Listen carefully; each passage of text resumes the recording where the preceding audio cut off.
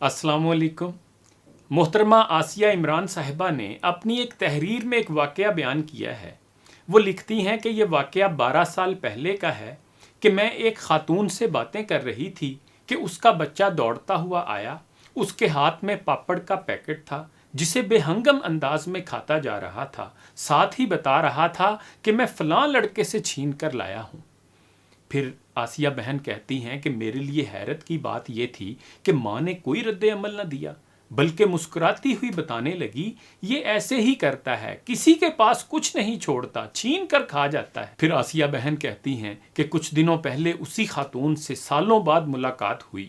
کمزور دبلا پتلا وجود پہچانی ہی نہیں جا رہی، کہہ رہی تھی کہ بیٹے کے غم نے گھلا ڈالا ہے، وہ کبھی چوری کرتا ہے، کبھی ڈاکے ڈالتا ہے، پولیس کے چکروں نے جینا محال کر ڈالا ہے۔ اصل غلطی کہاں ہوئی تھی اسے آج بھی سمجھ نہ تھی۔ بچپن ہی میں غلط کاموں پر روک ٹوک دیتی تو آج یہ دن دیکھنا نہ پڑتا۔ پھر آسیہ بہن لکھتی ہیں کہ کچھ عرصہ پہلے کا واقعہ ہے۔ بھلوال میں ایک چھوٹی سی بات پر ایک لڑکے نے محلے کے 3 سگے بھائیوں کو کلاشنکوف سے قتل کر دیا۔ 2 شدید زخمی حالت میں ہسپتال میں ہیں۔ کوئی اتنا ظالم کیسے ہو سکتا ہے؟ میری بات پر چچی بتانے لگیں کہ یہ سب ان کی ماں کی تربیت کا نتیجہ ہے کہ وہ بچوں کو کہا کرتی، کبھی کسی سے مار کھا کر نہ آنا۔ اگر کبھی بچہ کسی سے مار کھا کر آ جاتا تو وہ خود اس کے ساتھ جا کر دوسرے بچوں کی درگت بنا آتی۔ بچوں کی اٹھان اسی ماحول میں ہوئی کہ ہر جھگڑے میں ماں کی مکمل معاونت ہوتی۔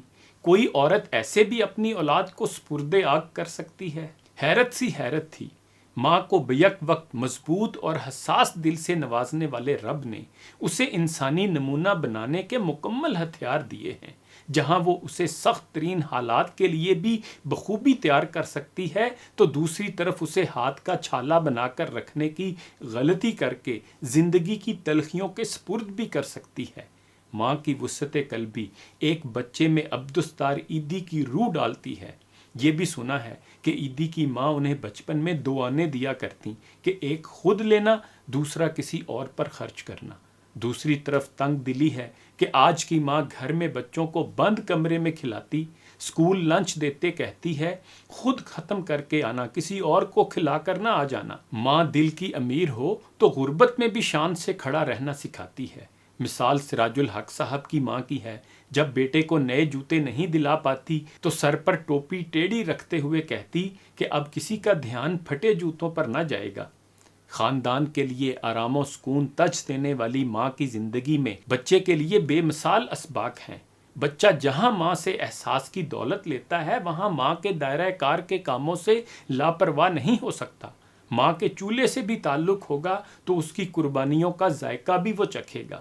رشتوں کو جوڑنا، مان رکھنا، نزاکتوں کو سمجھنا، ماں تپتی دھوپ میں خوش رہے تو بچوں میں زندگی کا سلیقہ کیسے نہ آئے گا؟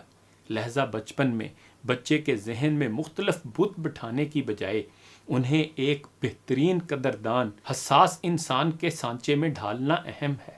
یاد رکھیے کہ ماں پہلے دل پھر دماغ سے تعمیر کا عمل مکمل کرتی ہے۔ احساس، اچھے برے کی تمیز، دوسروں پر اپنا آپ بخوشی وار دینے کا جذبہ پیدا کرتی ہے۔